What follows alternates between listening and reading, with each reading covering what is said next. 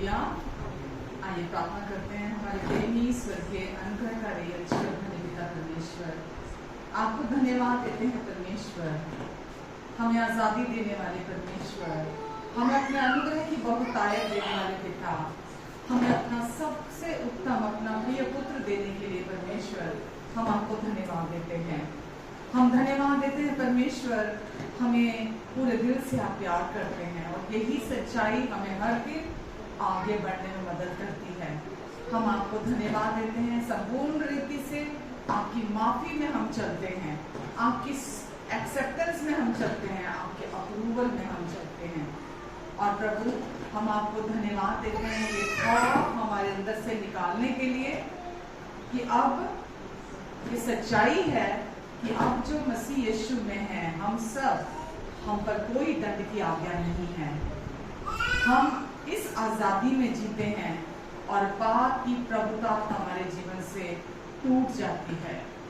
धन्यवाद परमेश्वर। जितने लोग यहाँ हैं उन सबको, और जो लोग ऑनलाइन हमें देख रहे हैं सुन रहे हैं, उन सबको आप ब्लेस कीजिए, सबको आप आशीष कीजिए परमेश्वर। आप इन सबसे बहुत प्यार करते हैं, इसीलिए परमेश्वर आपने इनके लिए आज आप स्पेशल खाना रखा है परमेश्वर। आज आप इन्हें छुटकारा देना चाहते हैं, आज़ादी देना चाहते हैं, चंगाई देना चाहते हैं, अपनी बहुतायत देना चाहते हैं परमेश्वर। और जो कभी इनके चित्त में भी नहीं आया वो बातें आपने इनके लिए तैयार करके रखी हैं परमेश्वर। धन्यवाद देते हैं। पूरी वर्शिप की क्वायर के लिए आपको धन्यवाद देते हैं प्रभु। हम सब आपकी ओर देखते हैं। जो भी गिफ्ट्स और टैलेंट्स हमारे पास हैं हम उस पर घमंड नहीं करते। आपका वचन कहता है जो घमंड करे वो प्रभु में घमंड करे। हम आप में घमंड करते हैं परमेश्वर। आप हमें गाइड करेंगे, आप हमें लीड करेंगे, आप हमें सिखाएंगे, क्योंकि आप धीरज के साथ हमें सिखाते हैं परमेश्वर। हम आपको धन्यवाद देते हैं। धन्यवाद आज आपके महान कामों को हम यहाँ हमारे बीच में पूरा करेंगे। और हम सच में परमेश्वर जैसा आपने कहा मैं तेरे धन्यवाद को और अधिक बढ़ाऊंगा। देख रहे हैं प्रभु, दिन प्रतिदिन आप हमारे धन्यवाद को और बढ़ा रहे हैं। धन्यवाद परमेश्वर, धन्यवाद पिता। Hallelujah, hallelujah. जोर दिल की ताकत है यीशु, बेआसरों को हिम्मत है यीशु, कमजोर दिल की ताकत है यीशु, बेआसरों को हिम्मत है यीशु। तो गालो यीशु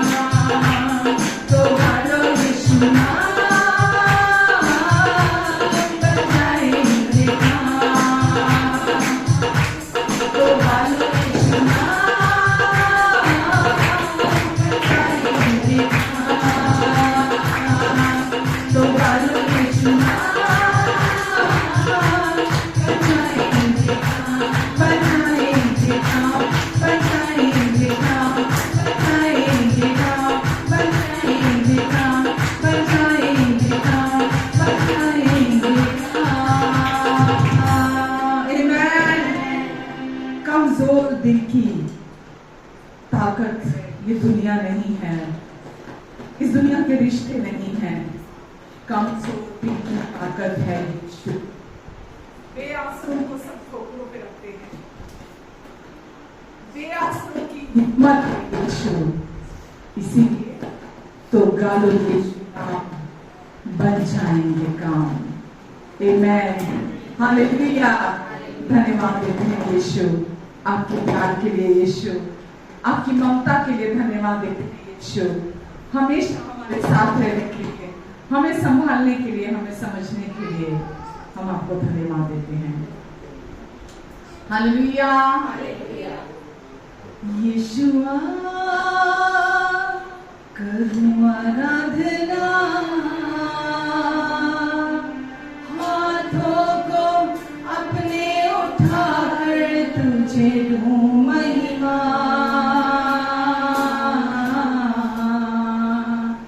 यीशुआ करूं आराधना,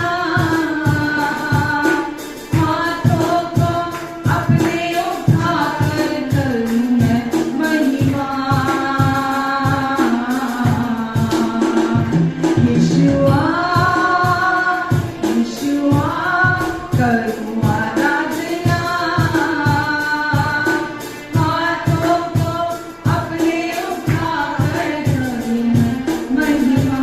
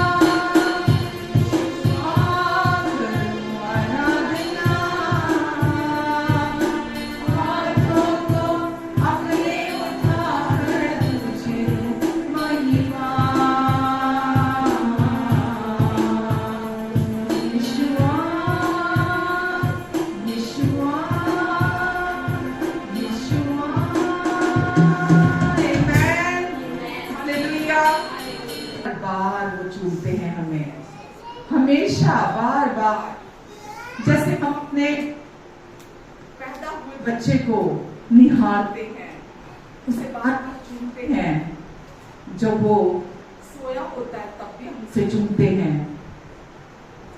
ऐसे ही यीशु हमसे प्यार करते हैं, माँ से भी ज्यादा प्यार करते हैं। वो हमेशा हमें देखते हमारी और निहारते हैं। हालेलुया। माँ की कोख से तूने चुन लिया, माँ की कोख से तूने चुन लिया, प्रेम से लेकर मेरा नाम। कहिए, माँ की कोख से तूने चुन लिया, माँ की कोख से तूने चुन लिया, प्रेम से लेकर मेरा नाम। दे दिया जन्म अपने परिवार में, दे दिया जन्म अपने परिवार में, मेरी रगों में लहू तेरा। फिर से कहेंगे, दे दिया जन्म अपने परिवार में, मेरी रगों में लहू तेरा। अब मैं भरने का दास नहीं, मैं परमेश्वर की संतान हूँ। कहिए, अब मैं भरने का दास नहीं, मैं परमेश्वर की संतान हूँ। माँ की कोख से तूने चुन लिया, माँ की कोख से तूने चुन लिया, प्रेम से लेकर मेरा नाम। धन्यवाद यीशु। दे दिया जन्म अपने परिवार में, मेरी रगों में लहू तेरा। दे दिया जन्म अपने परिवार में, मेरी रगों में लहू तेरा। अब मैं भय का दास नहीं, मैं परमेश्वर से कीजिए संतान हूँ पूरे दिल से। अब मैं भय का दास नहीं, मैं परमेश्वर की संतान हूँ। अब मैं भय का दास नहीं, मैं परमेश्वर की संतान हूँ। फिर से, अब मैं भय का दास नहीं, मैं परमेश्वर की संतान हूँ, मैं परमेश्वर की संतान हूँ।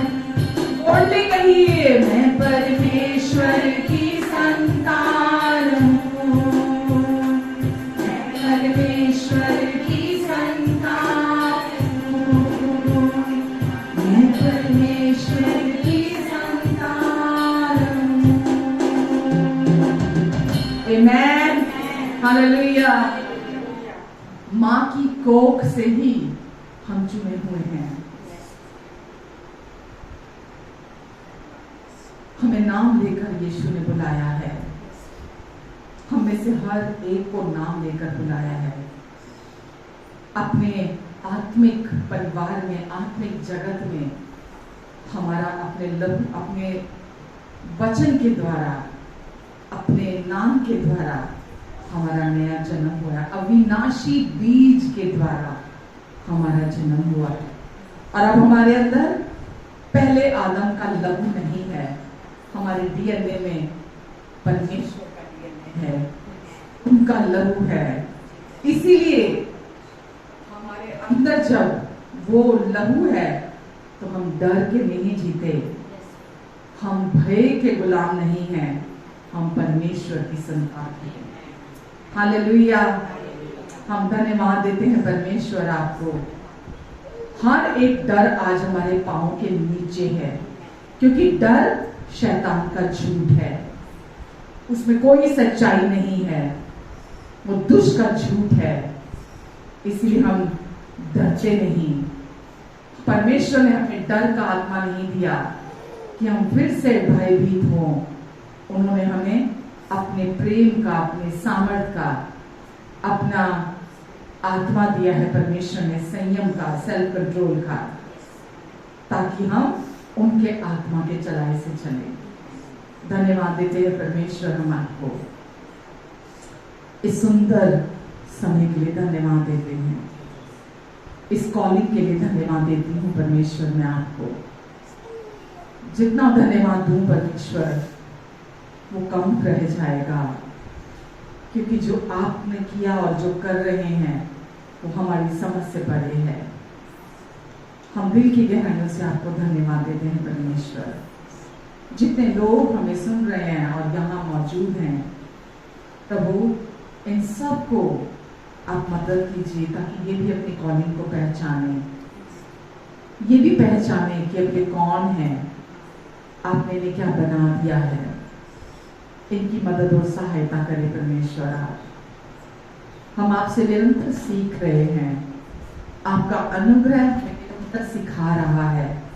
हम सब बढ़ रहे हैं आपके अनुग्रह में, और उसके लिए सारी महिमा हम आपको देते हैं और आपको धन्यवाद देते हैं, क्योंकि सब कुछ आप कर रहे हैं। आपने कहा मैं करूंगा, मैं करूंगा, मैं करूंगा, और सब कुछ आप ही कर रहे हैं। इसीलिए सारा धन्यवाद और सारी महिमा किसी मनुष्य की नहीं है। हम सारा धन्यवाद और सारी महिमा सिर्फ और सिर्फ आपको देते हैं। दिल से धन्यवाद कहते हैं, दिल से आपको महिमा देते हैं, दिल से आपकी स्तुति करते हैं। हमारा सर्वस्व आपको महिमा देता है यीशु, क्योंकि केवल आप योग्य हैं। हम में से कोई आपकी महिमा नहीं ले सकता, क्योंकि वो सारी महिमा सिर्फ आपकी है यीशु, और हम सारी महिमा आपको लौटाते हैं। सारा धन्यवाद आपको देते हैं यीशु, क्योंकि आपके कारण, आपसे, आपके लिए, आपके द्वारा सब कुछ है हमारे जीवन में, और हम वापस तो अर्पण करते हैं। धन्यवाद देते हैं यीशु। धन्यवाद प्रभु। सबको आप ब्लेस करें, इनकी फैमिलीज को आप ब्लेस करें, और परमेश्वर इन सब की मदद और सहायता करें। जो भी जरूरत है आप प्रोवाइडर हैं।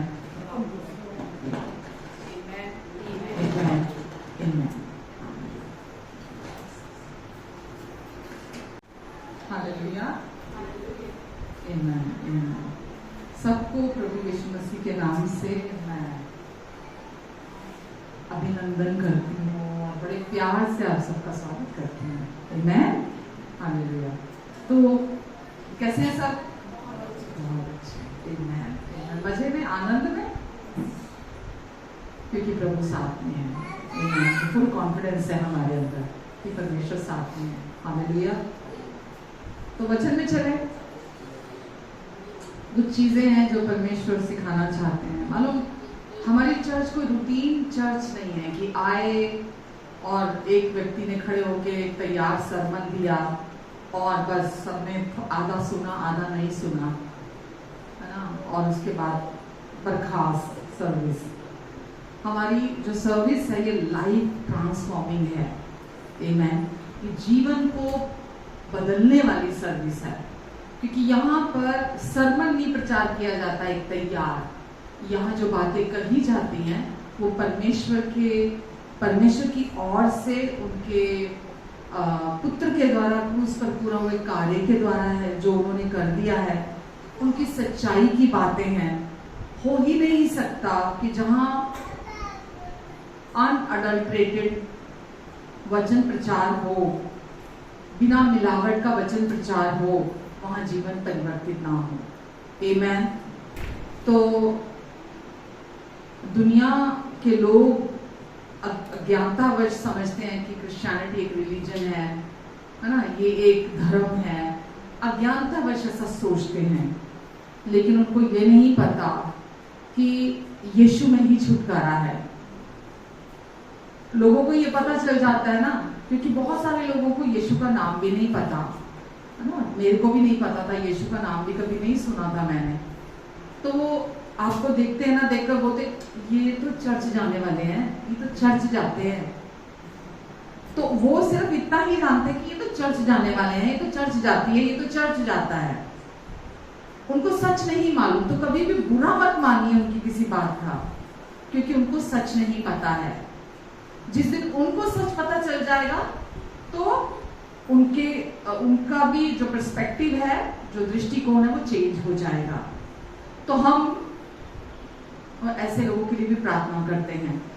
वचन में लिखा है, जो तुम्हें सताते हैं उनको भी ब्लेस करो, अपने शत्रुओं के लिए भी प्रार्थना करो, क्योंकि जब आप प्रार्थना करोगे परमेश्वर उनको भी बदल देंगे, उनके दिल को भी बदल देंगे।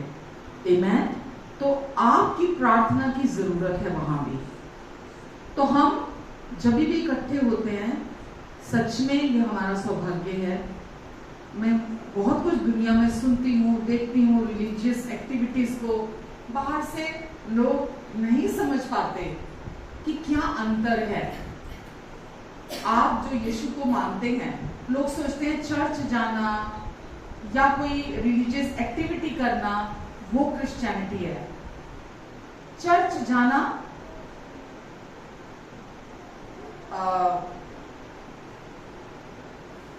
आपके जीवन को नहीं बदलता।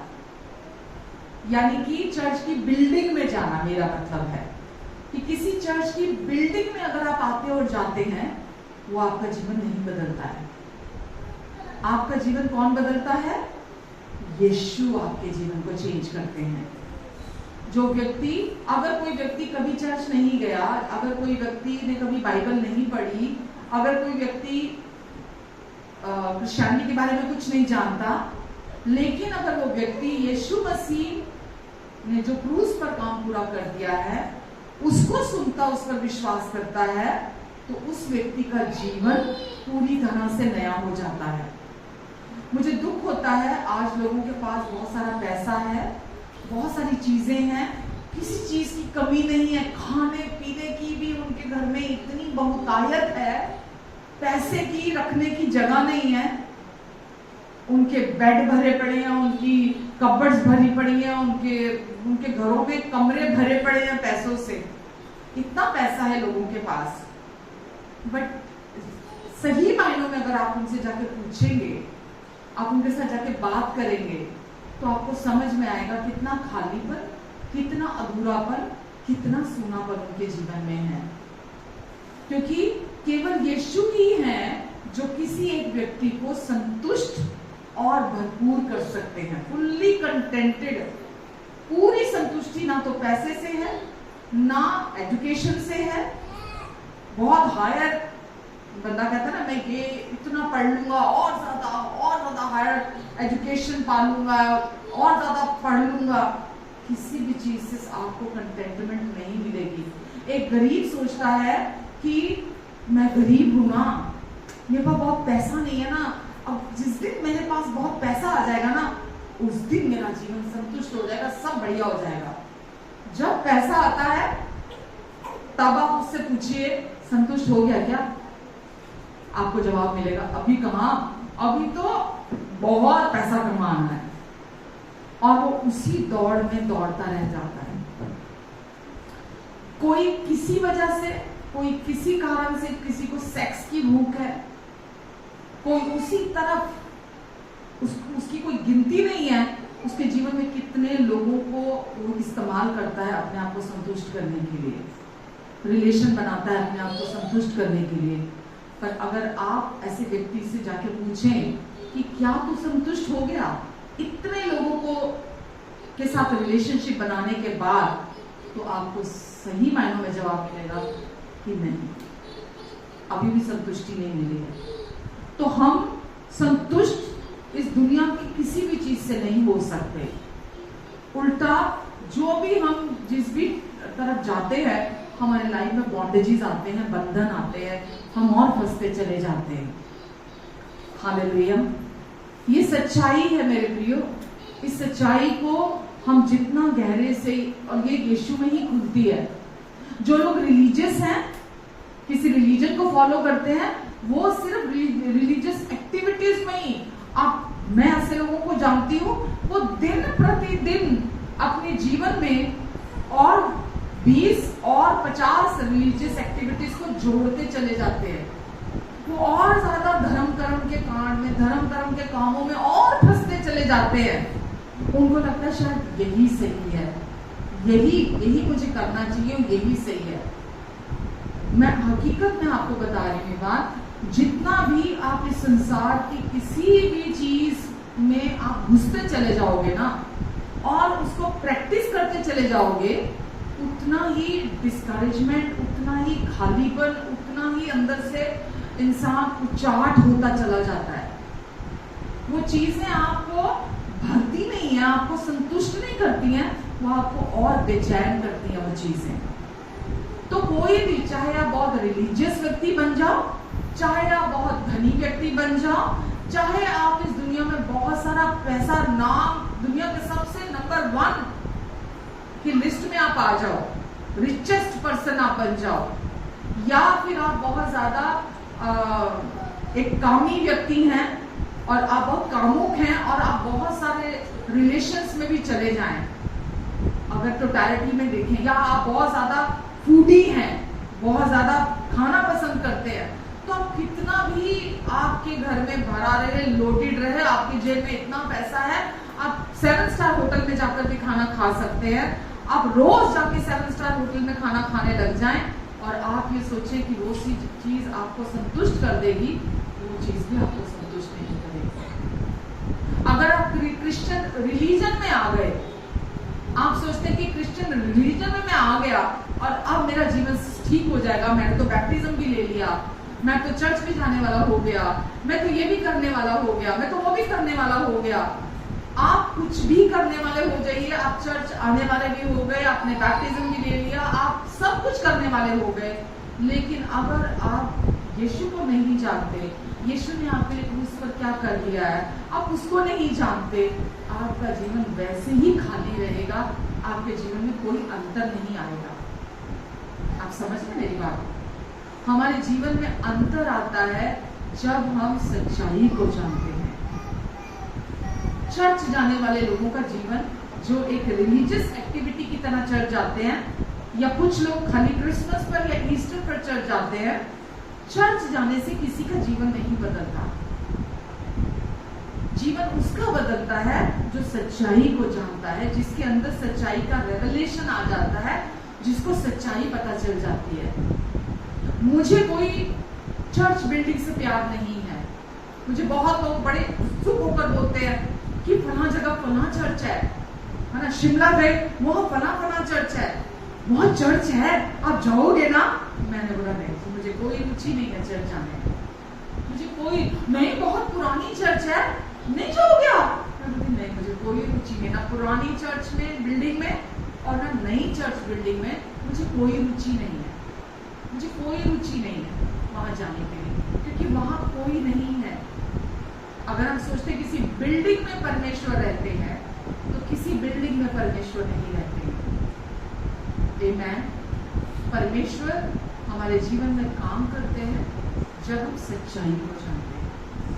सच्चाई को जानने के बाद उस सच्चाई के साथ एग्रीमेंट में आते हैं, राजी होते हैं, तो परमेश्वर काम करते हैं। तो सबसे पहली वास्तविक जो रियल नीड एक ह्यूमन बीइंग की है, एक इंसान की है, कि मुझे नहीं मालूम था अपने जीवन में कि सबसे बड़ी समस्या मेरे जीवन में पाप की है, और पाप कौन सा, वो नहीं जो मैं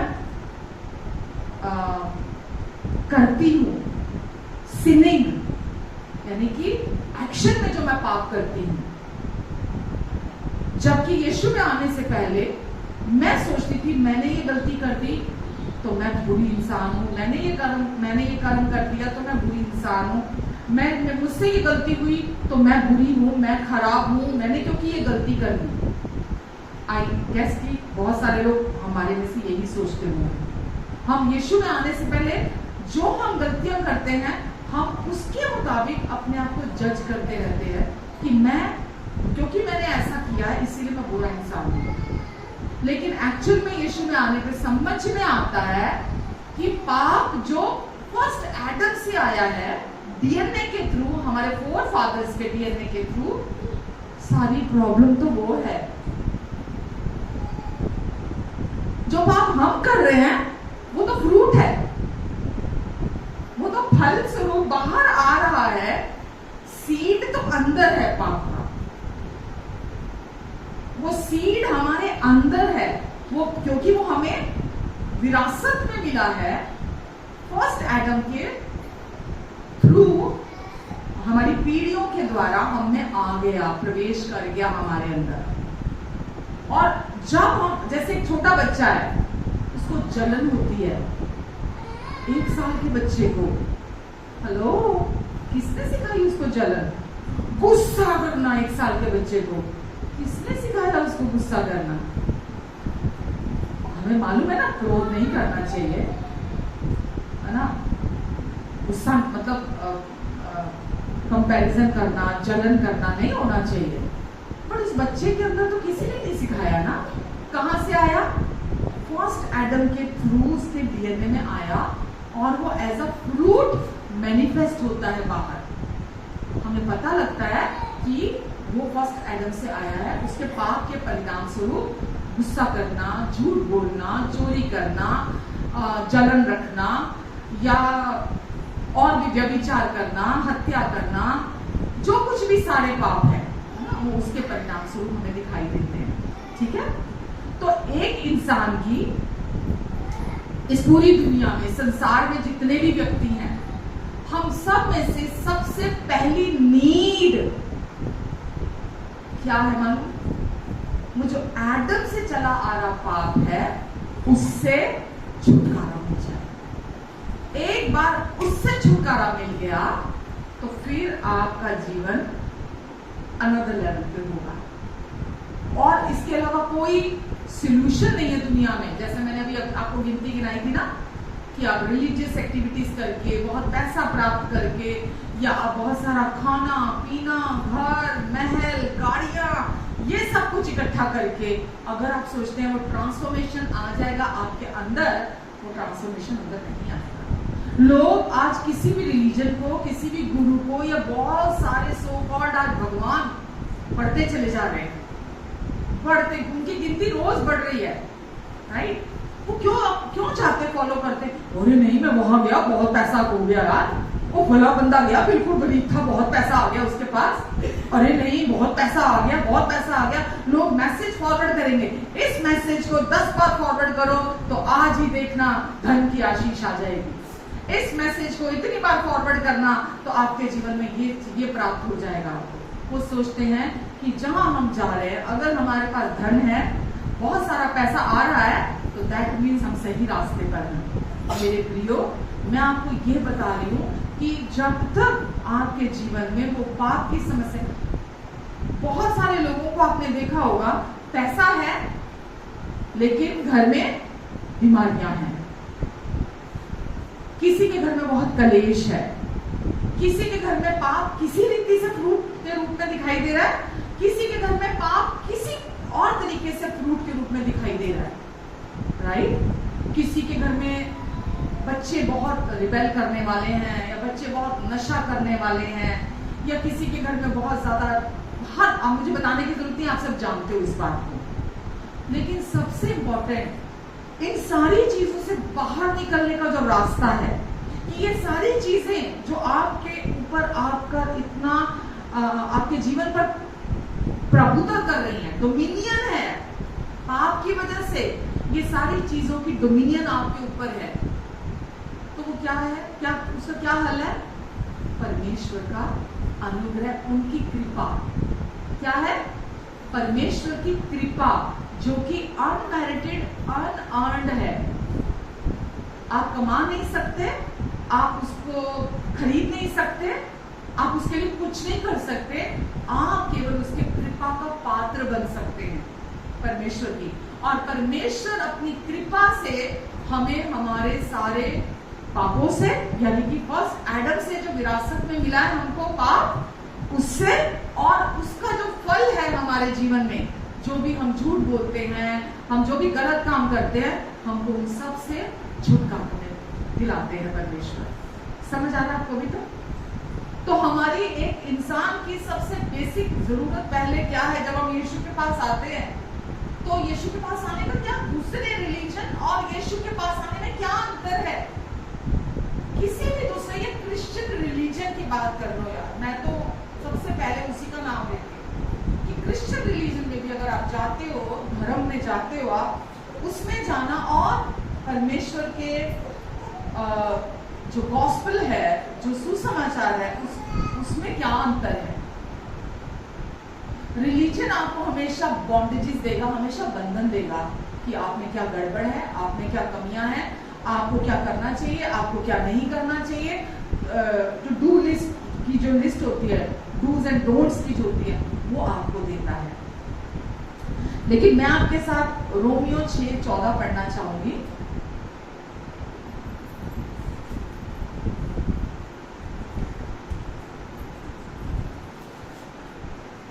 Romans 6:14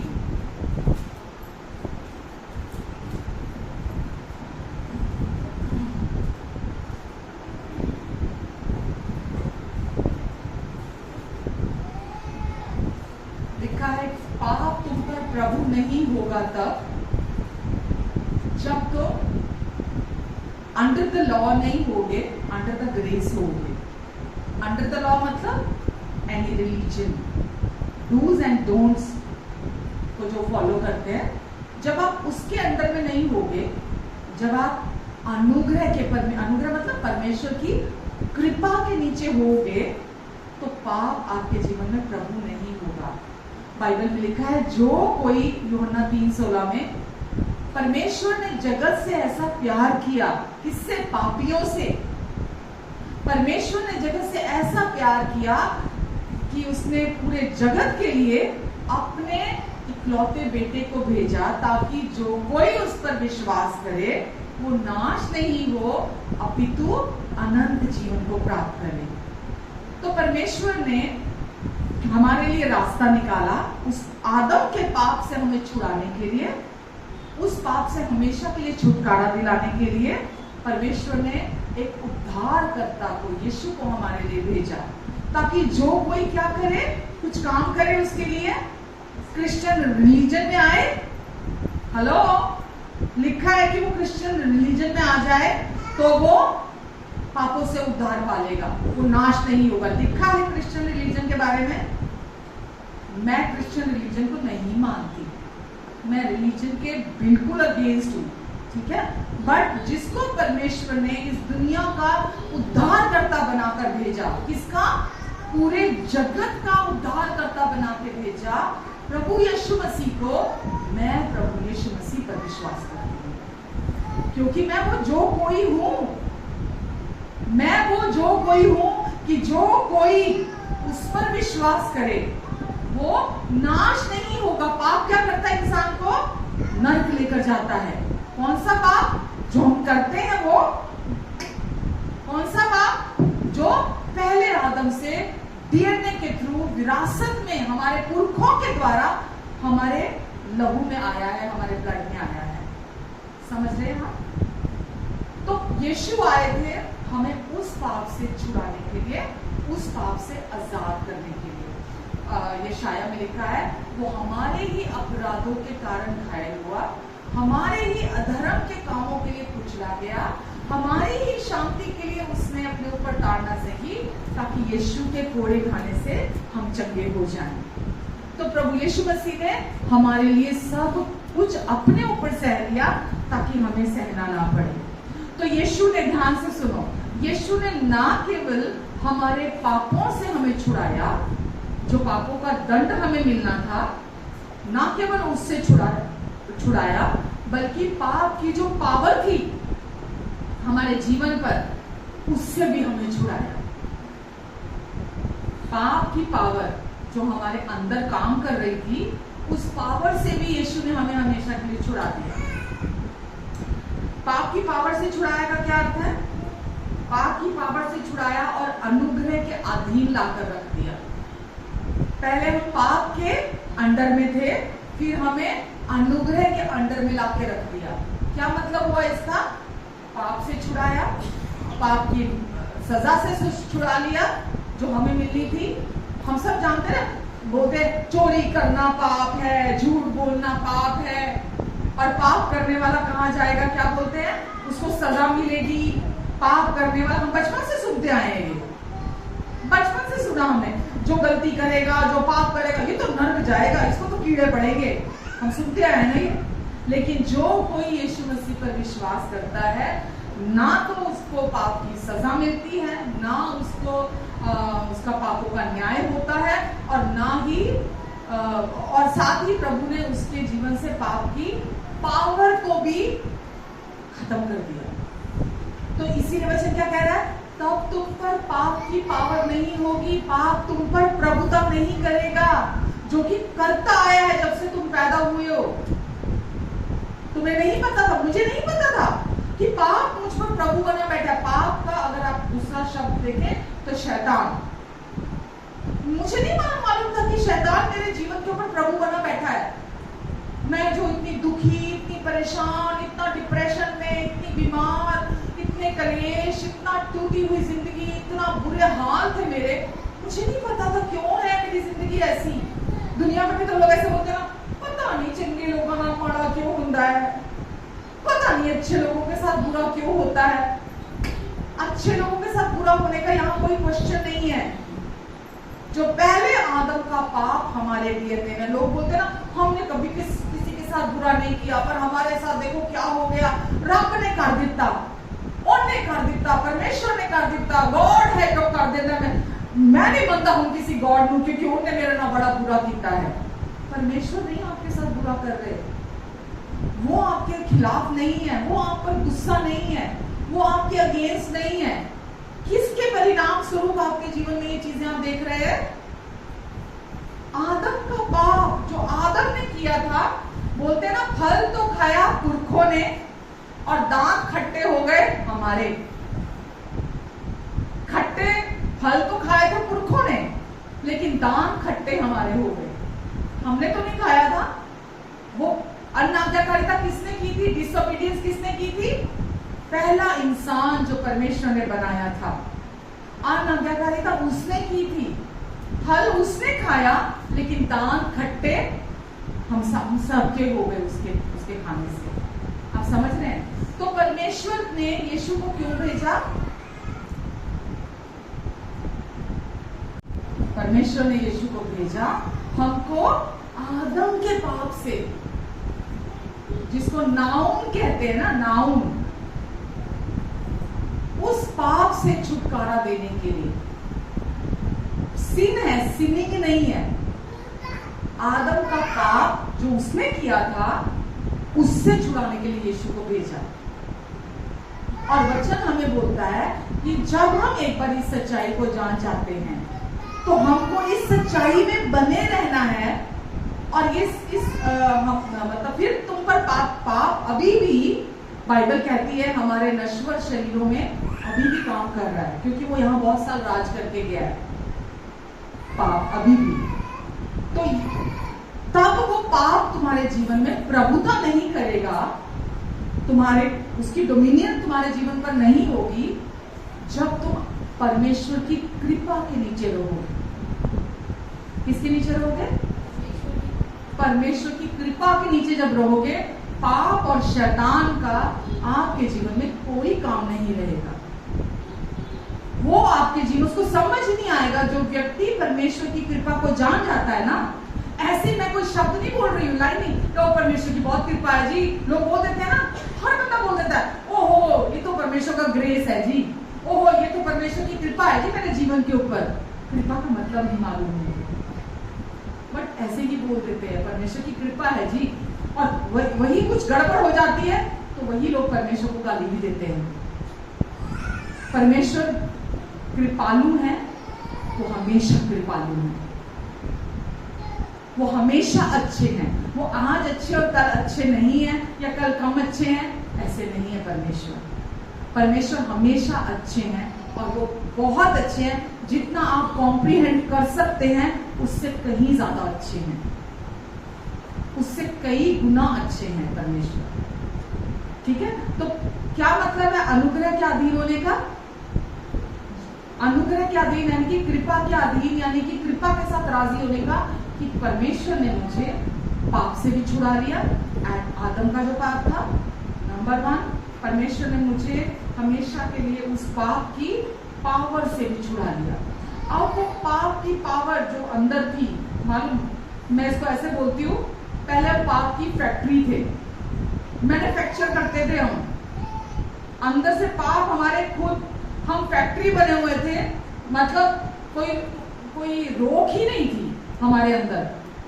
झूठ बोलने में नहीं रुकते थे, चोरी करने में नहीं रुकते थे, किसी को धोखा देने में नहीं रुकते थे, है ना, लोगों को मैनिपुलेट करने में नहीं रुकते थे, लोगों को कंट्रोल करने में नहीं रुकते थे, गलत काम करने से नहीं रुकते थे। बिकॉज़ सिन की वो बीमारी अंदर थी, हेल्पलेस थे हम करना नहीं चाहते थे, पर हमको पता ही नहीं था उससे छूटे कैसे, बाहर कैसे आए। हम जो करना चाहते थे वो तो हमसे होता नहीं था, हम जो नहीं करना चाहते थे हम उसको बार बार करना करते थे। कहीं परमेश्वर का वो आए तो हम उस परमेश्वर से ही थे ना। तो क्या होता था, गलती करके अंदर गिल्ट शुरू में तो होता था, बाद में तो वो भी डिलीट हो गया था अंदर। ऐसे ही होता ना, पहली बार गलती करो तो थोड़ा बंदे को लगता है, दूसरी बार करो लगता है यार सही हो गया, तीसरी बार करो नहीं लगता सब ठीक रहा, उसके बाद अंदर ढीठ हो जाता है। फिर बंदा गलती पे गलती फिर तो बिंदास करता चला जाता है। किसी को धोखा भी देना है तो बंदा बिंदास देता चला जाता है, कुछ भी करना है बंदा बिंदास करता चला जाता है। आप समझ रहे हैं? तो इंसान, परमेश्वर क्या चाहते हैं कि इंसान इस बात को समझे कि आपको अपने जीवन में सबसे पहले पाप की प्रभुता से छुटकारा चाहिए। वो कैसे मिलता है हमारे जीवन में? कैसे प्राप्त करते हो आप?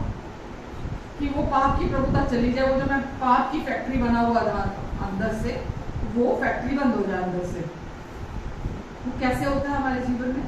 प्रभु यीशु मसीह पर और उन्होंने हमारे लिए काम पूरा कर दिया, उस पर विश्वास करने के द्वारा वो अंदर जो मैन्युफैक्चरिंग है ना पाप की, वो सब बंद हो जाती है फैक्ट्री हमारे अंदर से। वो केवल लोग बोलते हैं अनुग्रह यानी कि परमेश्वर की कृपा पाप करने का लाइसेंस है। पाप करने का लाइसेंस नहीं, वो फैक्ट्री को बंद कर देता अंदर से। क्योंकि परमेश्वर की कृपा के नीचे आना यानी कि पाप से और शैतान से छुटकारा पा लेना। क्योंकि वो जो आपको पाप विरासत में मिला था, उसकी वजह से पाप का फल उत्पन्न हो रहा था। अब जब आपने उससे छुटकारा पा लिया तो आपके जीवन से पाप का फ्रूट आएगा ही नहीं। आप समझ रहे हैं? आपके अंदर से क्या आएगा? प्रेम, आनंद, शांति, धीरज, कृपा, भलाई, विश्वास, नम्रता, संयम मतलब सेल्फ कंट्रोल, जो सबसे मुश्किल है। सेल्फ कंट्रोल भी आपके अंदर से पहले क्या प्रोड्यूस होता था? बीमारियां भी, शराब भी, कमी घटी, फेलियर्स, पहले वो प्रोड्यूस होते थे। अभी क्या प्रोड्यूस होगा? क्योंकि जीवन बदल गया अंदर से। अभी क्या प्रोड्यूस होगा? प्रेम। अब फैक्ट्री कौन सी अंदर? प्रेम की फैक्ट्री अंदर, आनंद की फैक्ट्री है, शांति, क्योंकि परमेश्वर अपने सर्वस्व के साथ हमारे अंदर आके रहने लगे हैं। जब तक पाप हमारे जीवन पर होता है, परमेश्वर पवित्र, अति पवित्र परमेश्वर है, राइट? एक बार पवित्र नहीं, 3 बार पवित्र परमेश्वर है। और परमेश्वर ने हमें जब बनाया, अपना घर बनाया हमारे अंदर रहने के लिए। हम परमेश्वर का घर हैं, लेकिन क्योंकि पाप बीच में जो आदम ने कर दिया, परमेश्वर 3 बार जो पवित्र परमेश्वर है वो हमारे अंदर रहना चाहते थे पर रह नहीं सकते थे। तो उन्होंने क्या किया? उनकी जिद थी कि मुझे तो जो मैंने घर बनाया मुझे तो इसी घर में रहना है, इसी घर में रहना है। तो वो आए अंधकार दूर करने के लिए, पाप की बीमारी दूर करने के लिए, शैतान के काम को हमारे अंदर से खत्म करने के लिए, हमें नया जीवन देने के लिए। यीशु ने कहा मैं आया तुम्हें जीवन देने और जीवन बहुतायत से देने के लिए आया। अब वो जीवन तो है आपके अंदर, केवल जीवन नहीं है, वो अबंडेंटली आपके अंदर से बहता है, वो आपके अंदर है। बट क्योंकि हम सच्चाई को जानते नहीं है, वचन में लिखा है सच्चाई ना जानने की वजह से मेरे लोग नाश हो रहे हैं। सोचिए, एक माँ बाप के दिल को आप समझ सकते हैं। माँ बाप अपने बच्चे का बेहतरी जानते हैं, उसका भला बुरा जानते हैं, और माँ बाप को पता है मेरे बच्चे का अच्छा किसमें है, लेकिन बच्चा अनअवेयर है उस प्यार के, उस सच्चाई के। और वो बच्चा आप देख ही रहे दुनिया में, डिसोबीडियंस है ना, रिबेलियस बच्चे कैसे कैसे हैं आजकल। माँ बाप का दिल कैसे टूटता है, अरे किस चीज की कमी दी थी मैंने, सब कुछ तो मैंने अपने बच्चे के लिए किया, मैं सब कुछ तो करना अभी भी चाहता हूँ, पर इसको समझ क्यों नहीं आता। ये तो सिर्फ छोटा सा एग्जाम्पल है, जो कोई कंपैरिजन ही नहीं है। परमेश्वर कहते हैं कि सच्चाई नहीं पता होने की, मेरा ज्ञान नहीं होने की वजह से मेरे लोग नाश हो रहे हैं। तो हम परमेश्वर को दोष कैसे दे सकते हैं? कुछ भी खराबी होती है, कुछ भी गड़बड़ होती है, हम सोचते हैं इसके पीछे परमेश्वर है। किसी को गरीब क्यों बनाया, किसी को अमीर क्यों बनाया? अरे पारिवारिक श्राप है जो उस व्यक्ति के जीवन में चले आ रहे हैं, जो पहले आदम से हैं। उस श्राप की वजह से किसी के जीवन में किसी तरह से प्रॉब्लम है, किसी के जीवन में किसी तरह से प्रॉब्लम है, किसी के जीवन में किसी तरह से प्रॉब्लम है। पर उन समस्याओं के पीछे, उन प्रॉब्लम्स के पीछे परमेश्वर का हाथ नहीं, उनका हाथ नहीं है। आज आपके लाइफ में जो भी प्रॉब्लम है उसके पीछे परमेश्वर नहीं है। तो ये अपने जीवन से जो परमेश्वर की करप्ट इमेज हमने बना के रखी है ना, जो शैतान ने सबसे पहले हव्वा को बोली थी, है ना, कि परमेश्वर ने क्या तुझे कहा कि तू इस वृक्ष के फल में से खाएगी तो इस वाटिका के वृक्ष में से खाएगी तो तुम परमेश्वर के तुल्य हो जाएगी। मतलब उसने आकर जो झूठ बोला, परमेश्वर की करप्ट इमेज उसने हव्वा के दिमाग में बिठाई। आज तक वो करप्ट इमेज मानव जाति के दिमाग में है परमेश्वर के। वो एक पल बोलेंगे परमेश्वर अच्छे हैं, अगले ही पल उस परमेश्वर को कर्ज करते हैं, परमेश्वर को गाली देते हैं, क्योंकि उनको मालूम नहीं है परमेश्वर कैसे हैं। बट एक्चुअली में मेरी कॉलिंग अगर आप पूछेंगे ना, मेरी कॉलिंग है परमेश्वर की करप्ट इमेज को लोगों के मन में सही करना। वो इतने अच्छे परमेश्वर हैं, वो इतना प्यार करने वाले परमेश्वर हैं, आप उसको मतलब सोच भी नहीं सकते कि वो आपके जीवन में उनकी क्या प्लानिंग्स है। वो आपके जीवन में सब कुछ को इतना सुंदर बनाना चाहते हैं। कोई भी व्यक्ति इस सच्चाई को जब जान जाता है ना, तो वो अपने लाइफ में एफर्ट्स को, अपनी कोशिशों को, जो भी वो करता है। आज आप दुनिया में देखते हैं लोग आज भी, कि कहीं भी देख लो आप, लोग एक नकाब के पीछे रहना पसंद करते हैं। आप रियल को पर्सनैलिटी जो है ना, आप उसको, मैं तो बहुत कम रियल पर्सनैलिटी, हर बंदा अपने आप को नकाब के पीछे छुपा कर रखता है। आप रियल पर्सनैलिटी को हार्डली किसी को मिल पाते हो। इंसान की रियलिटी वो कुछ होता है अंदर से, बट बाहर से वो कुछ और दिखाता है। किस लिए करते हैं ऐसा? ताकि उनको लोगों का प्यार, लोगों की एक्सेप्टेंस, लोगों का अप्रूवल मिल सके। और ये बहुत दुख की बात है। आज लोग पैसा क्यों कमाते हैं? पता, जिद के साथ होड़ लगी हुई है पैसा कमाने की। क्यों लगी हुई है? वो कितने बुरे हैं, वो कितने खराब हैं। पैसा चाहिए, पैसे के होड़ के पीछे या पोजीशन, कुर्सी के पीछे, क्योंकि उसकी आड़ में वो बुरे काम कर सकते हैं। पैसे की आड़ के पीछे लोग बुरे काम कर सकते हैं। एक पोजीशन मिल जाने के बाद उसके पीछे लोग बुरे काम कर सकते हैं। तो लोग आज उसी, इसको क्या बोलते हैं, नकाब के पीछे। बड़ी लंबी गाड़ी आप देखो, अगर कोई पीछे मारुति वाला टक्कर मार दे या कुछ गलत कर दे तो इंसान देगा तो मार ही दूंगा इसको। और वही नहीं पीछे अगर कोई वॉल्वो वाला या कोई मर्सिडीज वाला आ जाता है और बड़ा सूटेड बूटेड बंदा आ जाता है तो बंदा थोड़ा छीन के जाता है उसके पास से, 2 बार सोच के जाता है उसके पास से। होता है ना ऐसा दुनिया में कि नहीं होता? कोई अगर ऐसा बंदा अमीर बंदा और बड़ा पैसे वाला और ऐसा कोई ऐसा इंसान अगर किसी उसमें बैठा हुआ सर्कल में, सब चुप करके उसकी सुनते हैं, कोई ज्यादा सवाल जवाब नहीं करता कि नहीं नहीं यार ठीक है जो उसने बोल दिया बस वही ठीक है। कोई बहुत ज्यादा ज्ञानी भी मिल जाए तो सब उसके सामने चुप रहते हैं। क्यों लोग ज्यादा ज्ञान इकट्ठा करते हैं? ताकि बोस्ट कर सके 4 लोगों के बीच में बैठे हुए कि मुझे बहुत कुछ पता है, मैं मुंह खोलूंगा तो सबका मुंह बंद हो जाएगा, इतना ज्ञान है मेरे पास। मैं जहां खड़ा हो जाऊंगा, कितना पैसा बताऊं तुझे, मैं कौन हूं, कितना है तेरे पास, मैं बताऊं तुझे मैं कौन हूं। इसलिए ताकि बोस्ट कर सके, घमंड कर सके। समझ रहे हैं आप? लेकिन परमेश्वर नहीं चाहते हम किसी भी नकाम के पीछे छिपे, ना अपनी एजुकेशन, ना अपना पैसा, ना कोई कुर्सी, कुछ नहीं चाहिए, कुछ नहीं चाहिए हमें।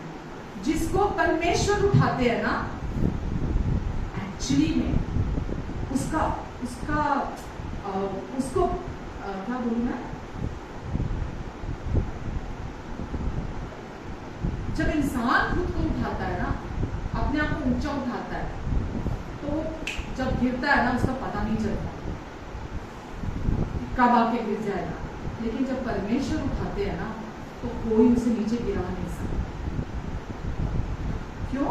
क्योंकि वो खुद की कोशिशों से या खुद अपने आप को दिखाने के लिए ऊंचा नहीं उठा रहा अपने आप को, परमेश्वर की कृपा उस व्यक्ति को ऊंचा उठा रही है। आप समझ रहे हैं? तो परमेश्वर आपके और मेरे जीवन से क्या चाहते हैं? हम सच्चाई को जाने।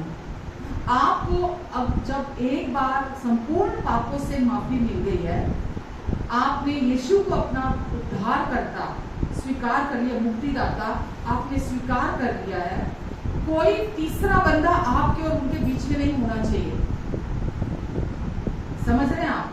कि कोई तीसरा व्यक्ति आपके और यीशु के बीच में आएगा, या कोई तीसरी, जब आप यीशु में आते हैं, वचन में लिखा है कि अनुग्रह पर विश्वास करने, इफिशियंस चैप्टर 2 में लिखा है, अनुग्रह पर विश्वास करने के द्वारा ही हमारा उद्धार हुआ है, हमने मुक्ति पाई है। किस पर? परमेश्वर की कृपा पर विश्वास करने के द्वारा। क्या है परमेश्वर की कृपा? क्या है परमेश्वर? आपको कोई पूछे क्या है परमेश्वर की कृपा? भाई बड़ा चर्च में आप बोलते रहते परमेश्वर की कृपा, परमेश्वर की कृपा। क्या है परमेश्वर की कृपा? उनका अनकंडीशनल प्यार, उनका अनकंडीशनल अनमेरिटेड फेवर आपके जीवन के ऊपर, अनअर्न्ड फेवर आपके जीवन के ऊपर। यानी कि कोई भी व्यक्ति अपने पापों से अपना उद्धार नहीं करा सकता। कुछ भी कर्मकांड कर ले वो अपने जीवन में, किसी भी इंसान को फॉलो कर ले, किसी भी व्यक्ति को वो फॉलो कर ले अपने जीवन में, कोई व्यक्ति किसी व्यक्ति का उद्धार नहीं करा सकता। अगर आप मुझे फॉलो करने लग जाएं एज अ पर्सन, तो मैं आपका उद्धार नहीं करा सकती, मैं आपकी मुक्ति नहीं करा सकती। मैं आपको मुक्ति का रास्ता बता सकती हूँ कि कैसे परमेश्वर ने इस काम को पूरा कर दिया। आपकी मुक्ति का काम पूरा हो चुका है, उसके लिए आपको कुछ नहीं करना। आप समझ रहे हैं? आपकी मुक्ति का काम यीशु ने अपने क्रूस पर पूरे हुए काम के द्वारा पूरा कर दिया है। उसमें सिर्फ आपको शामिल होना है, उसके लिए आपको कुछ नहीं करना है। समझ रहे हैं आप? तो परमेश्वर ने अपनी कृपा से आपका उद्धार पहले ही करा दिया है। आप केवल विश्वास करते हैं उनकी कृपा पर कि उन्होंने आपके पास्ट, प्रेजेंट और फ्यूचर के भी सारे पापों की कीमत एक ही बलिदान के द्वारा यीशु के चुका दी है। यीशु के एक ही बलिदान के द्वारा आपके संपूर्ण पापों को परमेश्वर ने डील कर लिया है। अब ना तो आपके जीवन में वो आदम का पाप समस्या है, ना पापों की सजा आपको मिलेगी, और ना पाप की पावर आपके जीवन में काम करेगी। समझते हैं? उस उससे भी आपको परमेश्वर ने छुटकारा दिलाया। कैसे? पाप की पावर का क्या मतलब हुआ? पाप से छुड़ा लिया, पाप की सजा से छुड़ा लिया। पाप की पावर का क्या मतलब हुआ? पाप की पावर मतलब कि वो चीजें जो पहले हम अंदर से इच्छुक थे बुरे काम करने के लिए, हम पहले जो गलत चीजें खुद करते थे, चुनाव करते थे, गलत करते थे, अब हमारे पास वो पावर है। अब हम फ्री हैं। आप कोई भी व्यक्ति पाप से तब तक फ्री नहीं होता, आजाद नहीं होता, जब तक वो पाप करने के लिए आजाद नहीं होता। समझ आया? कोई भी व्यक्ति समझो पाप से तब तक, जो आदम से चला आ रहा है, उससे तब तक आजाद नहीं होता जब तक वो पाप करने के लिए आजाद नहीं हो जाता। क्या समझ आया? क्रिटिकल है थोड़ा। क्या समझ आया? जब तक एक इंसान फ्री टू सिन, जिसको बोलते हैं ना, फ्री फ्रॉम सिन और फ्री टू सिन, क्या मतलब हुआ? Exactly, we are free to sin. आज पाप हम पर प्रभुत्व नहीं करता, और आज हम हमारे पास जब दो ऑप्शन आती हैं, आज हम चुन सकते हैं। आज हम गुलाम नहीं है, उस पाप की प्रभुता हमारे जीवन पर नहीं है कि हम हेल्पलेस हैं, हम नहीं कंट्रोल कर पा रहे अपनी आंखों को, हम नहीं कंट्रोल कर पा रहे अपने मुंह को, हम नहीं कंट्रोल कर पा रहे अपने एक्शंस को। आज वो पावर, वो प्रभुता हमारे जीवन पर नहीं है, क्योंकि आज हम परमेश्वर की कृपा के अधीन हैं। तो we are free to choose.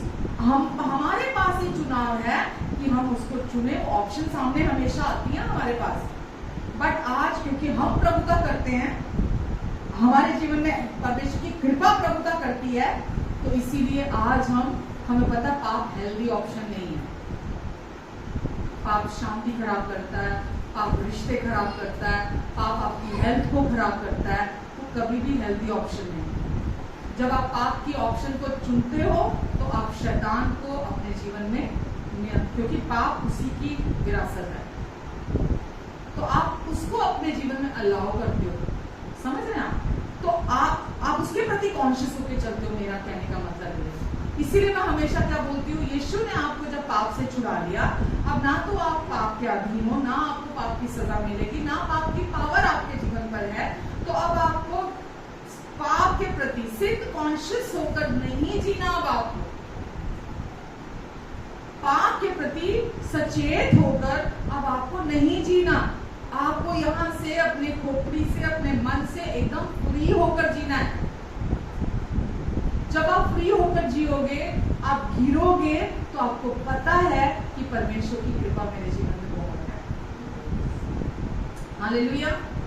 परमेश्वर आपके खिलाफ कभी नहीं है, वो आपके खिलाफ कभी नहीं होंगे, वो आप पर गुस्सा कभी नहीं होंगे। ये उनका प्रॉमिस है परमेश्वर का। वो कहते हैं मेरी करुणा तेरे जीवन से कभी नहीं हटेगी। क्यों? क्योंकि जो मैंने तेरे लिए कर दिया अपने पुत्र के द्वारा क्रूस पर, तूने उस पर विश्वास किया है। जब हम उस पर विश्वास करते हैं, मैंने आपको एक बार पहले कहानी सुनाई थी कि अमेरिका में एक गोल्डन ब्रिज बना था, और जब वो गोल्डन ब्रिज बन रहा था, रियल है ये, तो उस गोल्डन ब्रिज से जब वो बन रहा था, उसका कंस्ट्रक्शन का काम चल रहा था, तो जितनी लेबर थी वो इतना हाइट पे था, तो जब लेबर काम करती थी तो लेबर उस ब्रिज से बहुत लोग गिरते थे और मर जाते थे, क्योंकि बहुत हाइट पे था।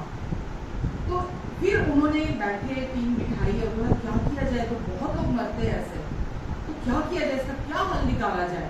तो बोला कि प्लानिंग जो हुई, तो उसने कहा कि एक नेट नीचे बिछा देते हैं, और जब नेट नीचे पूरा बिछा होगा जहाँ लेबर ऊपर काम कर रही होगी, तो जब नेट ऊपर होगी तो लोग यहाँ से फ्री होकर काम करेंगे। यहाँ से क्यों फ्री होकर काम करेंगे? क्योंकि नीचे बचाने के लिए नेट है, वो यहाँ से फ्री होकर काम करेंगे। नेट नहीं थी तो क्या था, यहाँ से डर कर काम करते थे, और फिर भी ऊपर से गिर जाते थे और मर जाते थे। लेकिन वो अब जब नेट लग गई तो नेट लगने के बाद क्या हुआ? पहली बात तो वो यहाँ से फ्री थे। क्यों? पता है कि गिरना थोड़ा चाहते थे, वो गिरना तो नहीं चाहते थे ना वो, बट ये पता था अगर गिर गए, अगर गिर जाते हैं तो नीचे मरेंगे, नाश नहीं। परमेश्वर का ग्रेस क्या है, कृपा क्या है, वो क्या करती है? हम में से कोई भी, क्योंकि अब पाप का जो बीज था वो अंदर से डील कर लिया परमेश्वर ने, हम में से किसी के अंदर भी अब पाप करने की इच्छा नहीं है, राइट? हम में से कोई पाप नहीं करना चाहता, क्योंकि अंदर से जीवन परमेश्वर ने बदल दिया है।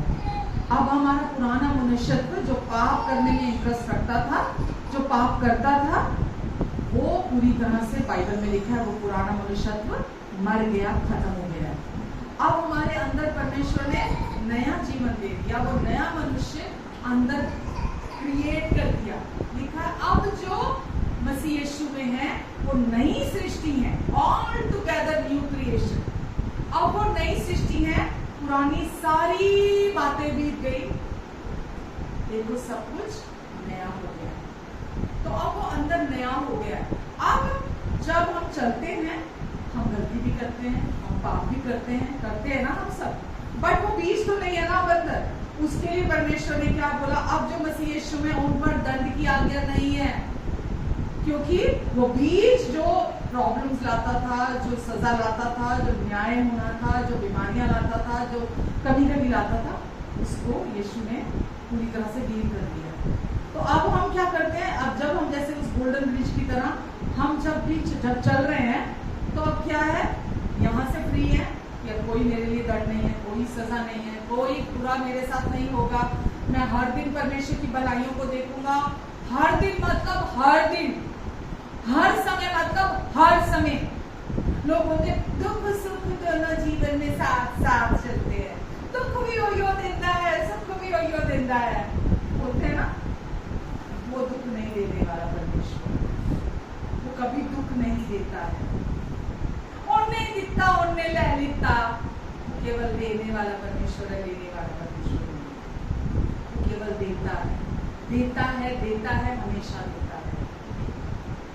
तो हम उस परमेश्वर को जानते हैं जिसने बोल दिया कि अब हम अनुग्रह के अधीन हैं, और अब हम अनुग्रह के अधीन है, और अब पाप हमारे जीवन में राज नहीं करता। हमारा चुनाव है कि हम अभी भी अज्ञानतावश उस पाप की गुलामी में बने रहना चाहते हैं, या हम परमेश्वर के वचन को जानने के बाद हम उस पाप के ऊपर डोमिनियन रखना चाहते हैं, उस पाप के ऊपर प्रभु बनना चाहते हैं, उसके वो हमारे पैरों के नीचे होना चाहिए। पाप कहाँ है? आज हमारे पैरों के नीचे है, और ये हमारी स्ट्रेंथ नहीं है, ये हमारी ताकत नहीं है कि हम अपनी ताकत है मैं ये नहीं करूंगा। मैं लोग बोलते हैं ना, मैं आज से तो मैंने प्रण ले लिया, अब मैं कभी गुस्सा नहीं करूंगा। देखिए ना, अब बस मैंने सोच लिया, अब मैं गुस्सा नहीं करूंगा। और क्या होता है? उसी दिन सारे बांध टूटते हैं, उसी दिन सबसे ज्यादा गुस्सा करता है इंसान। मैं ये नहीं करूंगा, अब से मैंने सोच लिया, अब मैं ऐसा जीवन जीऊंगा। और क्या होता है? कई भैंस पानी में। हमारी स्ट्रेंथ से हम बहुत वीक हैं। हम सब जगह जाते हैं, सब जगह अच्छी बातें बताई जाती है, किसी भी रिलीजन में चले जाओ सब जगह अच्छी बातें बताई जाती हैं, राइट? बट वो अच्छी बातें सुनकर उस समय तो बहुत अच्छी लगती है ना। हाँ, बड़ा अच्छा सीखा, बड़ा बढ़िया सी, आज बड़ा बढ़िया सुन के आया, बड़ा अच्छा सीखा, बड़ा अच्छा। कोई पूछे, वो सब उस जगह पे से जब बाहर निकलते हैं, बाहर निकलते ही अनदर वर्ल्ड में होते हैं। वो जो चीजें सुनकर आते हैं उसमें से तो कुछ नहीं फॉलो करते, बस कुछ अलग ही और ही ज्यादा बड़ी होती है वो चीजें। तो परमेश्वर, जब आप चर्च में आते हैं, परमेश्वर का जब आप वचन सुनते हैं, परमेश्वर का वचन आपको बताता है आपने ऑलरेडी क्या सही है, आपने परमेश्वर ने क्या सब कुछ सही कर दिया है, अब आप में कोई गड़बड़ नहीं है, क्योंकि sinning was not the problem, sin was the problem. समझ रहे हैं आप? पाप समस्या था, पाप करना समस्या कभी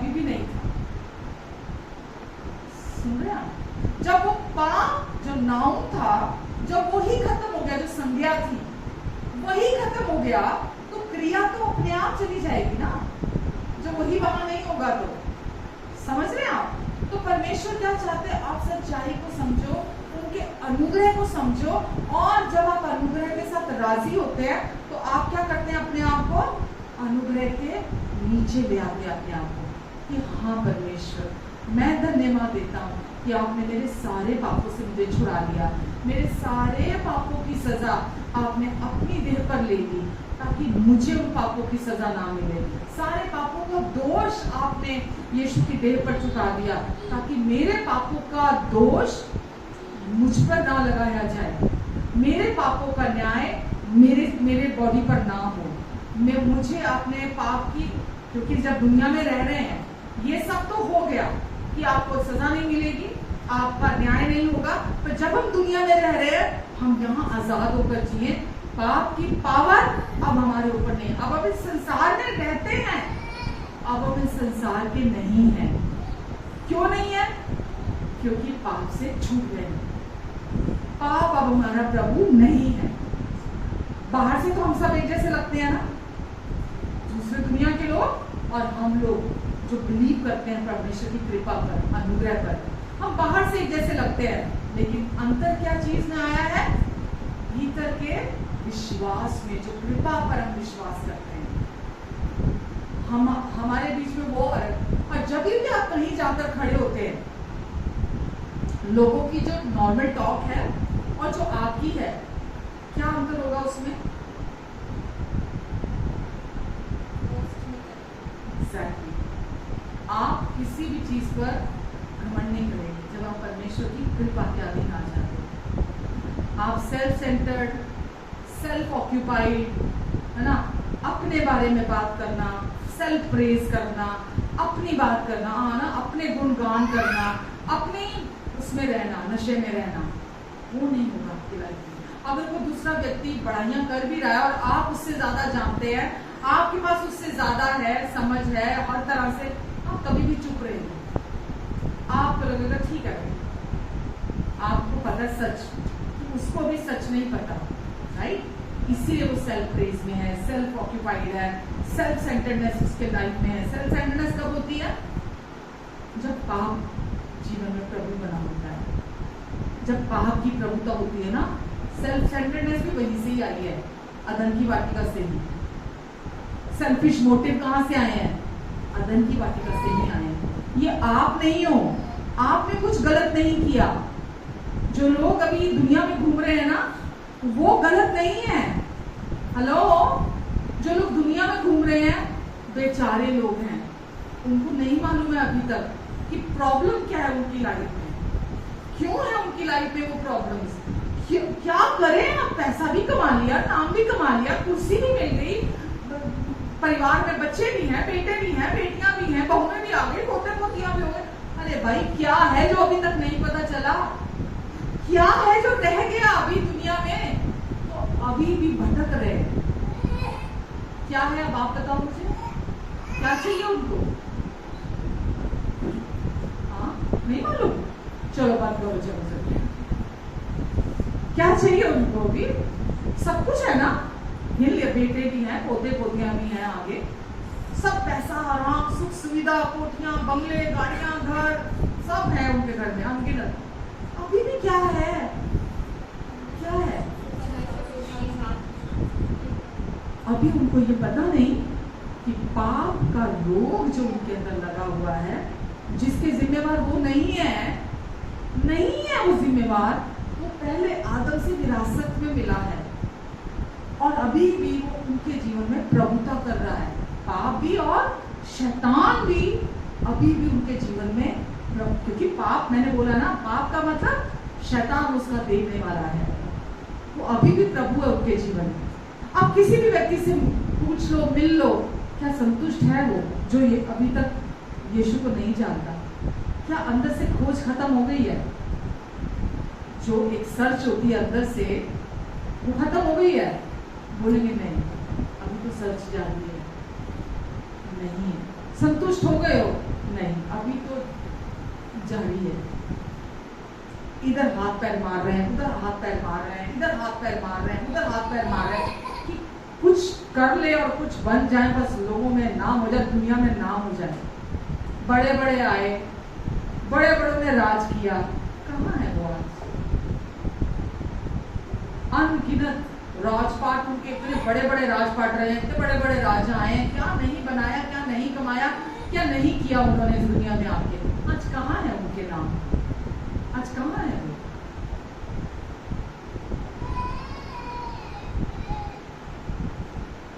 किसी, मैं पैसे के अगेंस्ट हूँ क्या? मैं धनी होने के अगेंस्ट हूँ क्या?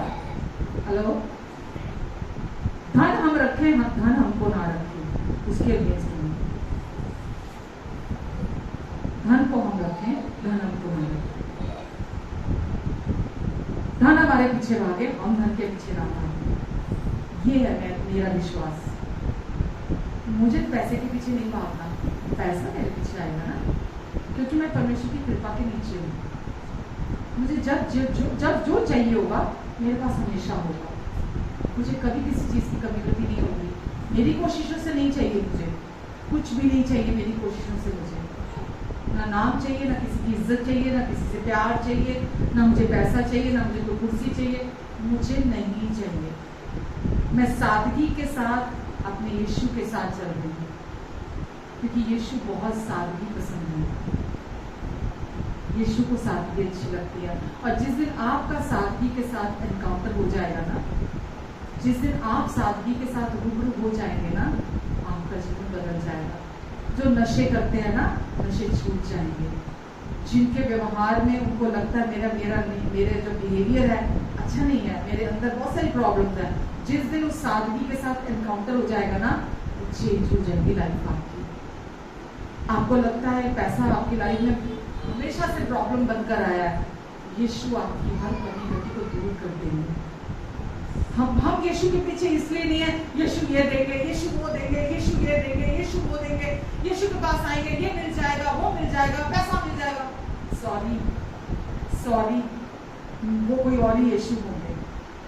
हम उस यीशु के पीछे नहीं, हम उस यीशु के पीछे हैं जो हमें अपने पूरे दिल से प्यार करता है, जो हमारे साथ एक रिश्ता चाहता है, जिसको रिलीजन में कोई इंटरेस्ट नहीं है। यीशु को रिलीजन में कोई इंटरेस्ट नहीं है। आप किसी भी रिलीजन में जाओ, किसी भी क्रिश्चियन रिलीजन में चले जाओ, यीशु को उसमें कोई इंटरेस्ट नहीं है। यीशु सादगी में रहते हैं, यीशु को सादगी पसंद है। सिंप्लिसिटी, गॉस्पेल भी सिंप्लिसिटी के साथ जब प्रचार किया जाता है ना, उसकी ओरिजिनल फॉर्म में, तो जीवन बदलते हैं। जब सामने वाला व्यक्ति उसको सुनकर रिसीव करता है, एग्रीमेंट में आता है। जीवन, लोग पता क्या सोचते हैं? लोग सोचते हैं मैं बाहर से चीजें अगर शारीरिक तौर पर अगर मैं कंट्रोल करूंगा तो मैं एक अच्छा इंसान बन जाऊंगा। ऐसा सोचते हैं, मैं ये नहीं करूंगा, मैं आपसे ये नहीं करूंगा, मैं आपसे ये नहीं करूंगा, हाँ मैं ये करूंगा, ये करूंगा, ये करूंगा। जैसे नया साल शुरू होता है ना, तो लोग लिस्ट बना लेते हैं, इस साल का ये हमारा रेवोल्यूशन है, हम ये चीजें करेंगे और ये नहीं करेंगे। अब तो हमने पक्का तय कर दिया है। ये चीजें आपके अंदर को नहीं बदलती है मेरे प्रियो। जब परमेश्वर आपको अंदर से ट्रांसफॉर्म करते हैं ना, उनकी कृपा जब आपको अंदर से बदलती है ना, बाहर का जीवन बाय प्रोडक्ट है। जैसे पाप की वजह से बाय प्रोडक्ट था आपका बाहर से पाप करना, है ना। आदम के पाप की वजह से बाहर से आप पाप करते थे। अभी परमेश्वर की कृपा ने जब वो स्थान ले लिया, तो अभी बाहर क्या होगा? आपका जीवन पूरी तरह से वो होगा जो आपको भी हैरान करता चला जाएगा, क्योंकि वो आपकी कोशिशों से नहीं होगा। तो तब तुम पर पाप की प्रभुता नहीं होगी। कब? जब आप परमेश्वर के अनुग्रह के अधीन होंगे। और उस अनुग्रह का क्या मतलब है? उस अनुग्रह को जानना, उस अनुग्रह को समझना, उस कृपा को जानना, उस कृपा को समझना जो परमेश्वर की हर व्यक्ति के लिए उपलब्ध है, हर व्यक्ति के लिए उपलब्ध है।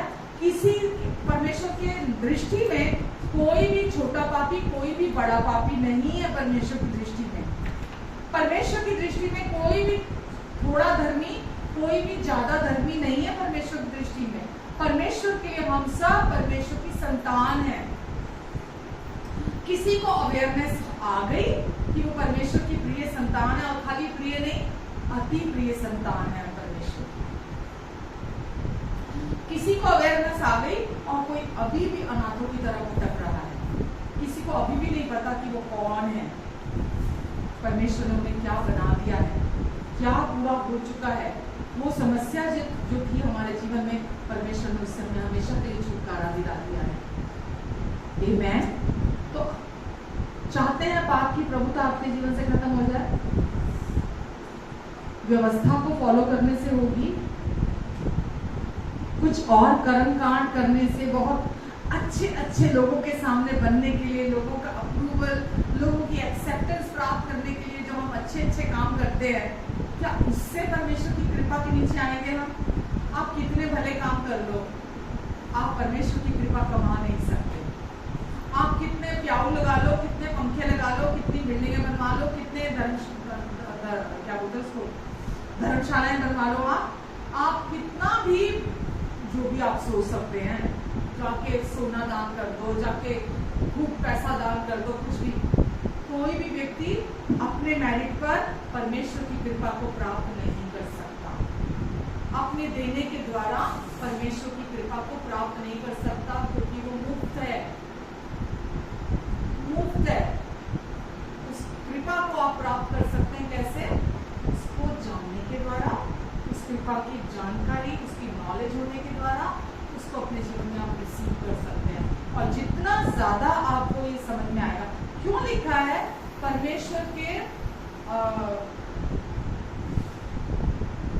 अनुग्रह में और उनकी नॉलेज में आप बढ़ते चले जाओ। परमेश्वर के अनुग्रह में और उनकी नॉलेज में आप बढ़ते चले जाओ। आज आपका और मेरा क्या काम है? हमारा क्या काम है आजकल? आज अभी जब हम यीशु में आ गए, हमें आज परमेश्वर के बारे में पता चल गया, वो कैसे पिता है, वो कैसे परमेश्वर है, वो हमारे अगेंस्ट नहीं है, वो हम पर क्रोधित नहीं है, वो हम पर ऐसा होता ना कि कोई किसी के ऊपर पूरी तरह से मैड हो जाए, नहीं है वो आज हम पर, है ना। उनकी सारी ब्लेसिंग्स हमारे लिए फ्री है, फ्री ऑफ कॉस्ट। परमेश्वर की कोई ब्लेसिंग को कोई भी इंसान इस दुनिया का कुछ करके, कुछ दे के प्राप्त नहीं कर सकता, वो सारी फ्री ऑफ कॉस्ट है। तो क्या करना अभी आपको और मुझे? उस कृपा में बढ़ते चले जाना है।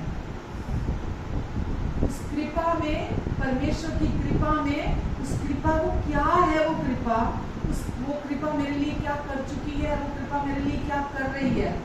तीतुस में लिखा है, परमेश्वर की कृपा हमें भक्तिपूर्ण जीवन जीना सिखाती है। परमेश्वर की कृपा हमें भक्तिपूर्ण जीवन जीना सिखाती है। आमेन। आपको और मुझे जितना आप अनुग्रह को सुनेंगे, परमेश्वर की कृपा को सुनेंगे, वो आपको सिखाएगी जीवन जीना, कितना बोलना है, कितना नहीं बोलना, कहाँ जाना है, कहाँ नहीं जाना, क्या आपके लिए सही है, क्या सही नहीं है, आपको सारी बातें परमेश्वर की कृपा सिखाती है। और बाइबल कहती है वो दीनों पर और भी अनुग्रह करता है। लास्ट वीक मैंने बोला था दीन कौन है?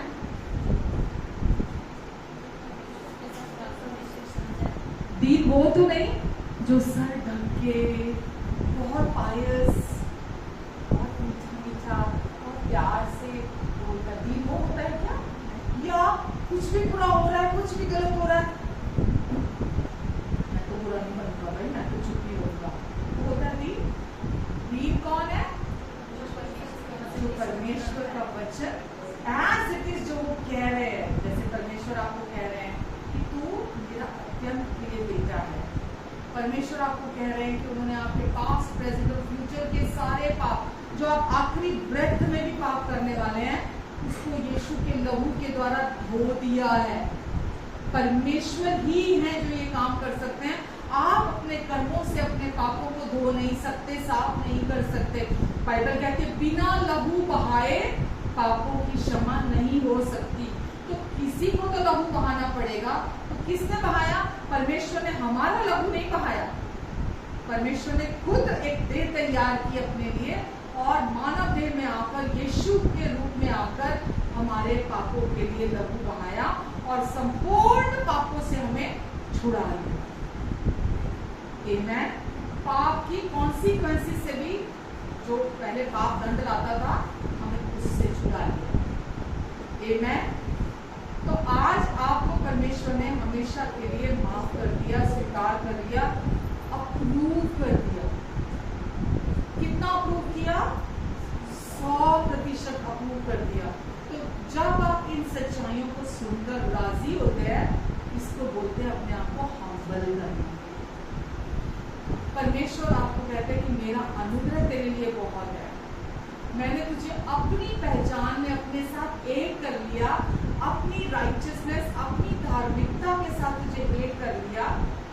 क्या मतलब था राइचियसनेस का? कि परमेश्वर के सामने निर्दोष, निष्पाप और निष्कलंक खड़े हैं। तो दीन होना क्या है? इन सच्चाइयों को सुनकर उनके साथ राजी होना, एग्रीमेंट में आना। और परमेश्वर का अनुग्रह हमें दीन करता है और फिर परमेश्वर दीनों को और भी अनुग्रह देते हैं। तो सब कुछ टोटलिटी में किसने किया? परमेश्वर ने किया। परमेश्वर का अनुग्रह हमें दीन बनाता है और परमेश्वर कहते हैं जो अपने आप को दीन करता है, अपने को हम्बल करता है, परमेश्वर बोलते हैं दीनों पर और भी अनुग्रह करते हैं। और लिखा है वचन में, पतरस में, जो अपने आप को हम्बल करता है, परमेश्वर कहते हैं उसको शिरोमणि बनाता है। जो खुद को हम्बल करता है, मैं उसको ऊंचा उठाता। हम ये नहीं कहते परमेश्वर, जब हम वचन सुनते हैं, नहीं यहाँ तक तो ठीक है पर ये नहीं मानूंगा मैं, यहाँ तक तो ठीक है परमेश्वर की बात पर मैं ये नहीं मानूंगा, ये बात के साथ मैं राजी नहीं होगा। हम्बल व्यक्ति ये नहीं करता।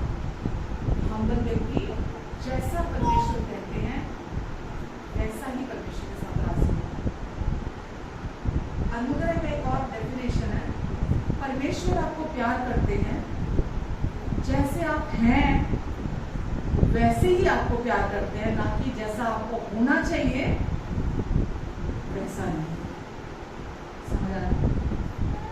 परमेश्वर आपको प्यार करते हैं as it is, as you are, अभी जैसे अभी आप हैं, ना कि जैसा आपको होना चाहिए। आपको लगता है ना, मुझे तो ऐसा होना चाहिए, मुझे तो तभी परमेश्वर प्यार करेंगे, मुझे तो ऐसा होना चाहिए। परमेश्वर कहता नहीं, तू जैसा है मुझे पसंद है, तू जैसी है मुझे पसंद है, तुझमें कोई दोष नहीं है, तुझमें कोई गलती नहीं है। परमेश्वर आपको बदल के प्यार नहीं करना चाहते। आप जैसे हैं परमेश्वर को वैसे ही पसंद है। वो आपको बदलेंगे, जो भी चेंजेस लाने हैं, जब आप अपने आप को हम्बल करेंगे, उनका वचन आपको अंदर से महिमा की ओर ट्रांसफॉर्म करता चला जाएगा। उनका वचन आपके अंदर काम करेगा और आपको नया करता चला जाएगा। समझ रहे आप? तो परमेश्वर का अनुग्रह ही हमारे लिए सब कुछ है। एक जगह इब्रानियों में लिखा है, इब्रानियों 13 में, मन का अनुग्रह से दृढ़ होना, मन का अनुग्रह से दृढ़ होना भला है। व्यवस्था से नहीं लिखा, मन का अनुग्रह से दृढ़ होना भला है। तो परमेश्वर आपको क्या कह रहे हैं इस समय? क्या कह रहे हैं?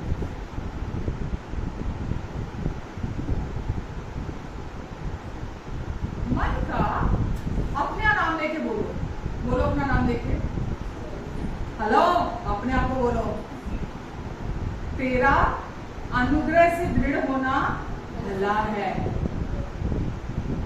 अपने आप को बोलो, अनुग्रह से, अपने मन को अनुग्रह में स्टैब्लिश करना, अनुग्रह में स्थापित करना, स्थिर करना, परमेश्वर को वो भी भला है। किसी और चीज के द्वारा नहीं, अनुग्रह से अपने आप को स्थिर करना, दिल को स्थिर करना भला है।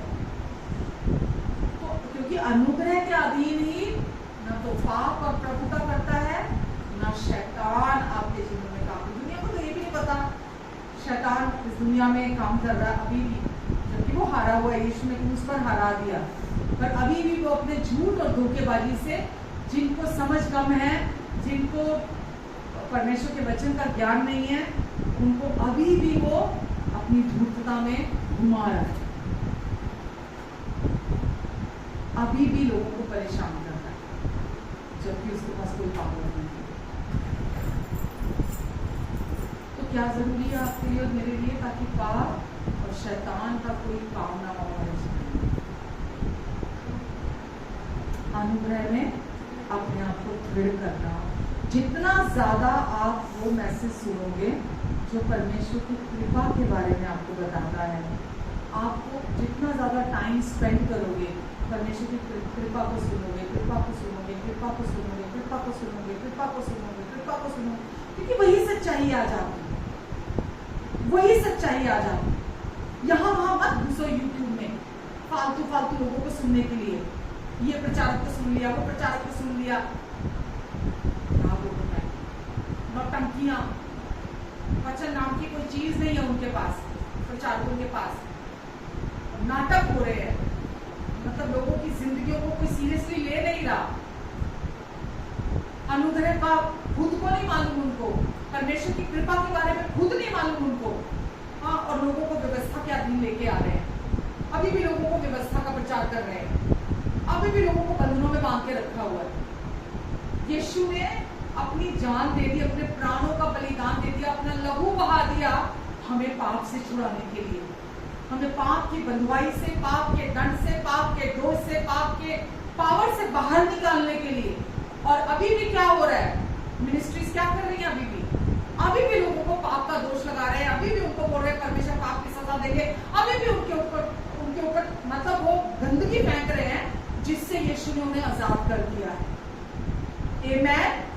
तो इसीलिए यहाँ वहां मत घुसो यूट्यूब में, इसको भी सुन लो, उसको भी सुन लो, उसको भी, और आप एक बार वो गंदगी सुन लेते हैं ना, मन में डर आने लग जाते हैं। दुष्ट यही तो चाहता है कि एक गंदा बीज डर का ले लो आप, एक गंदा बीज दोष का ले लो आप, एक गंदा बीज चिंता का ले लो आप। कोशिश तो आपके जीवन में यही रहती है ना। तो इसीलिए प्लीज केवल वो वचन सुने जो परमेश्वर के अनुग्रह, उनकी कृपा के बारे में, उनके प्यार के बारे में, उनकी भलाइयों के बारे में जो वचन आपको बताता है, क्योंकि यही सच्चाई है, यही सच्चाई है, और यही सच्चाई आपको महिमा से महिमा की ओर लेकर जाएगी, आपके जीवन को, आपके जीवन से परमेश्वर को ग्लोरीफाई करेगी। तो यही मार्ग है, बाइबल में लिखा है, इसी पे चलते चले जाना। ऐसा भी मार्ग है जो हमें सही जान पड़ता है, लेकिन उसके अंत में मृत्यु है। पर अनुग्रह वो मार्ग है, परमेश्वर बोलते हैं इस मार्ग पर चलते चले जाना, क्योंकि इस मार्ग में यीशु साथ है और परमेश्वर का जीवन है। जब पाप की सजा नहीं है, यीशु कितने अच्छे हैं, कितने अच्छे हैं कि गलतियां हमने की, राइट? आदम ने तो की ना, हम सब कहाँ थे जब आदम ने पाप किया? हम आदम में ही थे, बीज के रूप में। हर बार मैं बहुत बार ये बात बोल चुकी हूँ, हम आदम में थे बीज के रूप में। वो तो बाद में वंशों के थ्रू बीज, एक बीज से दूसरा बीज हल आया, फिर उससे आया, आगे आया, तो हम तो वहीं से आए ना। तो यीशु ने हमारे पापों की सजा इसलिए आए ताकि कोई नाश ना हो, किसी को अपने पापों की कीमत ना चुकानी पड़े, किसी के पापों का न्याय ना हो, इसीलिए वो आए। आज जब आपसे गलती होती है तो क्या करने के लिए होता है आपको? बस लास्ट बोल खत्म कर। आज जब आपसे पाप होता है, आज जब आप गलती करते हैं, आज जब आप गुनाह करते हैं, हम सब करते हैं, मन बोलना नहीं करते, गाली करते हैं, हम सब करते हैं ना अभी भी। तो फिर क्या होगा? वो बीज नहीं है हमारे अंदर। बाइबल में लिखा है क्योंकि पाप का बीज हमारे अंदर नहीं है, इसलिए हम पाप नहीं कर सकते, यानी कि वो काउंट नहीं होता हमारे अंदर, वो पाप का बीज अब नहीं है।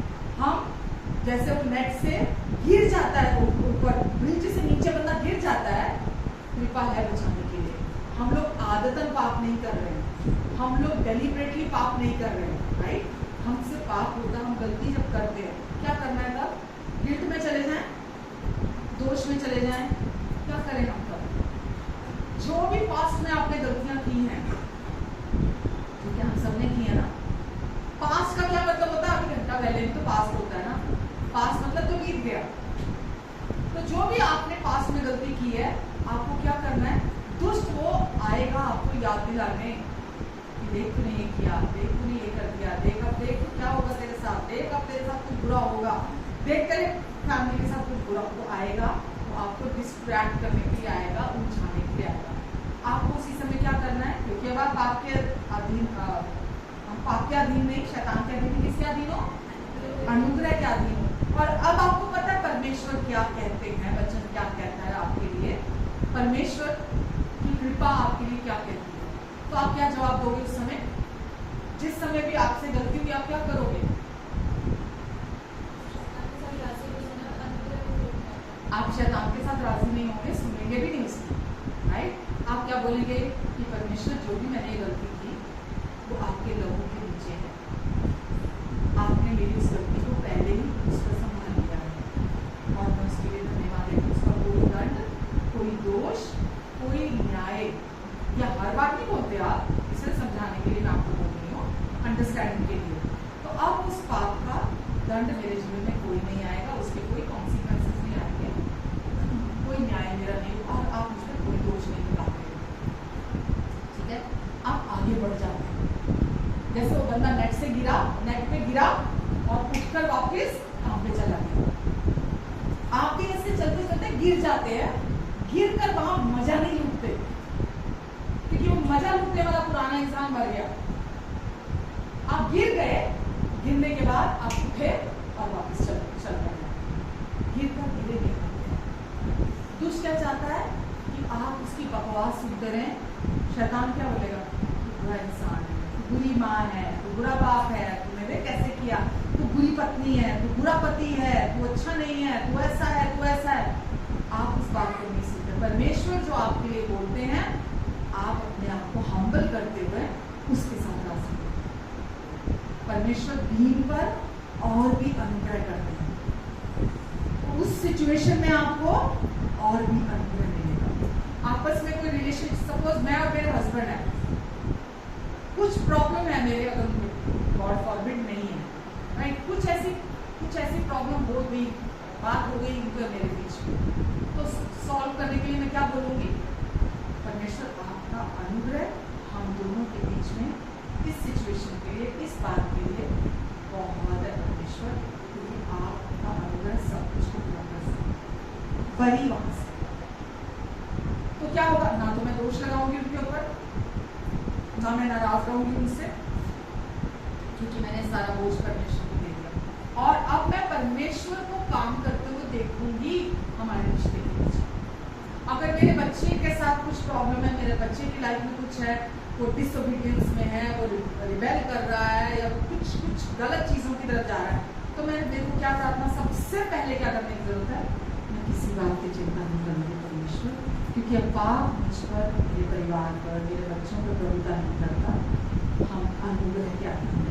और आपने कहा धर्मी का वंश भी छुड़ाया जाएगा, और मैं आपको धन्यवाद देती हूँ। आपका अनुग्रह काफी है मेरे बच्चे को सिखाने के लिए। अब आपके बिहाफ पर आप करके देखो ये बातें, मैं बोल रही हूँ मत मानो, बट खुद से करके देखो।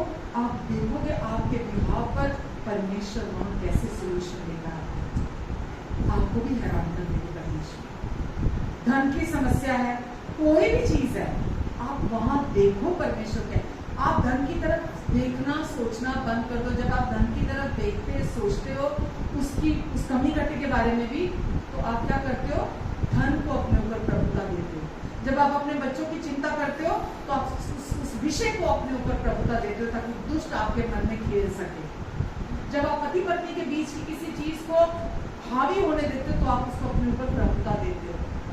सब कुछ के लिए यीशु ने क्या कहा? मेरा अनुग्रह तेरी जरूरत से ज्यादा है। जहां पाप अधिक, अनुग्रह और भी अधिक। जहाँ भी कुछ भी गड़बड़ है, शैतान ने कोई भी आपकी लाइफ में परीक्षा लेकर आया है, कोई टेम्पटेशन लेकर आया है, कोई चैलेंज लेकर आया है, ये जान लो पहले ही अनुग्रह ऑलरेडी आमेन। अनुग्रह बहुत, हालेलुया, आमेन। कुछ सीखा आपने, समझ में आया कुछ? किसके अधीन है अभी हम? पाप और शैतान अब हमारे जीवन पर प्रभुता नहीं करते, क्योंकि वो पाप जो नाउन था, जो संज्ञा था, जिसकी वजह से फल आता था, वो पूरी तरह यीशु ने अपनी देह पर उसकी कीमत चुका दिया। आमेन। अब वो पाप की गुलामी में हम नहीं है, हम पूरी तरह से आजाद हैं, पाप करने के लिए भी आजाद हैं। आमेन। हम सही चुनाव करते हैं कि नहीं, मुझे उसको नहीं लेना, मुझे परमेश्वर की कृपा के अनुसार चलना है। आमेन। आइए प्रार्थना करते हैं। हमारे प्रेमी स्वर्गीय अनुग्रहकारी अच्छे और भले पिता परमेश्वर, मैं आपको धन्यवाद देती हूँ परमेश्वर। धन्यवाद अपनी सच्चाइयों को हम पर उजागर करने के लिए। धन्यवाद परमेश्वर, हमसे पूरे दिल से प्यार करने के लिए पिता, हम आपको धन्यवाद देते हैं परमेश्वर। हमें पाप से, शैतान से, धर्म की कैद से छुड़ाने के लिए हम आपको धन्यवाद देते हैं परमेश्वर। धन्यवाद देते हैं पिता, आपकी कृपा हम सब के जीवन पर प्रभुता करती है, और अब हर दिन आपकी भलाइयों को ही देखेंगे। हर सुबह, हर शाम, हर घंटा, हर सेकंड अब आपकी भलाइयाँ ही हमारे जीवन में उत्पन्न होंगी, क्योंकि हम आपकी कृपा के अधीन हैं। धन्यवाद देते हैं परमेश्वर, धन्यवाद देते हैं पिता। प्रभु, ये वचन जो आज उनके दिलों में बोया गया है, ये 30 गुना, 60 गुना, 100 गुना देता है।